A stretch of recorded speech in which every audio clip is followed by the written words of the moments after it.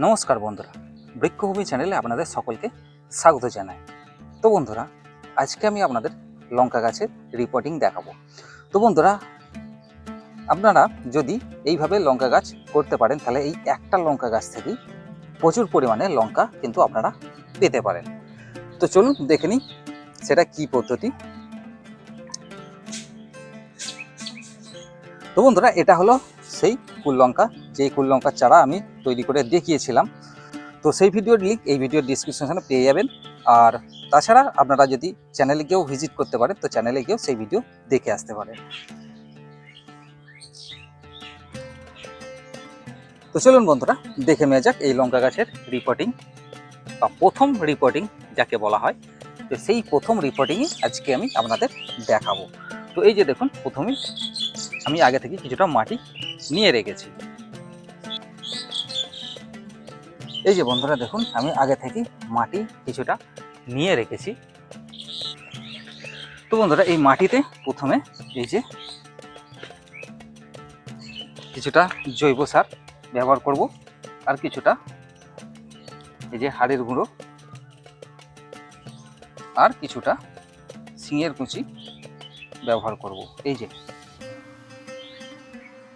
দিয়ে ভালো করে এই মাটিটাকে মিক্স করে নেব।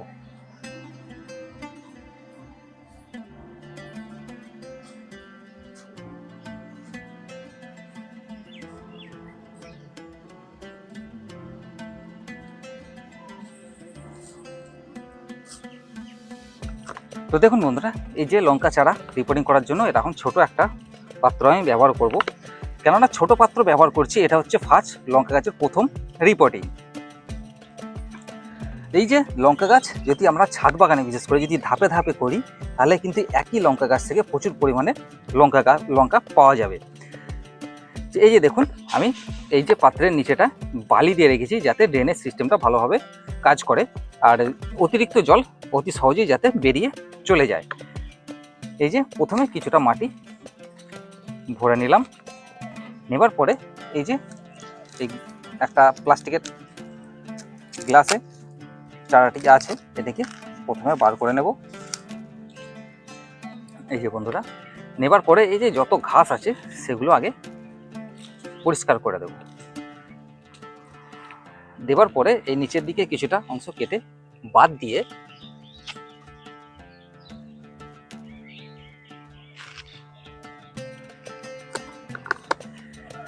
দিয়ে এই চারাটা এই পাত্রের মধ্যে লাগিয়ে দেব। দেবার পরে আবার ধার দিয়ে মাটি দিয়ে ভর্তি করে দেব।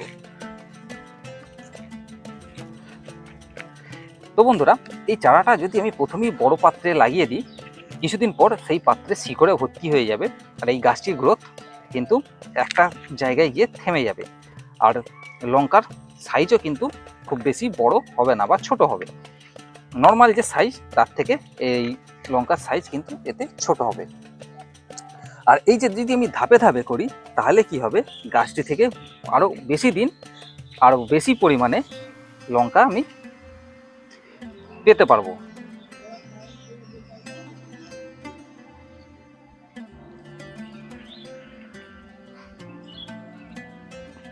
তো যে কোনো গাছ যদি ধাপে ধাপে করা যায়, তো সেই গাছের ফল বা সেই গাছের ফুল কিন্তু বেশি পরিমাণে বা আরও অনেক দিন ধরে পাওয়া যায়। তো এই যে বন্ধুরা দেখুন, লঙ্কা চারা লাগানো হয়ে গেল। তো এতে খালি এবার জল দিয়ে দেব। এই যে বন্ধুরা দেখুন, জল দিয়ে দিলাম। এই যে বন্ধুরা দেখুন, জল দেওয়া হয়ে গেছে। এই যে চারাটাও দেখুন, চারাটা অনেকটা লম্বা হয়ে গেছে, প্রায় 1 ফুটের কাছাকাছি বা 1 ফুটের লম্বা হয়ে গেছে। তো এই লঙ্কা গাছের পরবর্তী আপডেট পেতে এই চ্যানেলটি অবশ্যই সাবস্ক্রাইব করে রাখবেন। তো বন্ধুরা, এই ছিল আজকের ভিডিওটি যদি ভালো লাগে চ্যানেলটি অবশ্যই সাবস্ক্রাইব আর ভিডিওটিতে একটি লাইক করে দেবেন। তো বন্ধুরা, আজ এই পর্যন্তই।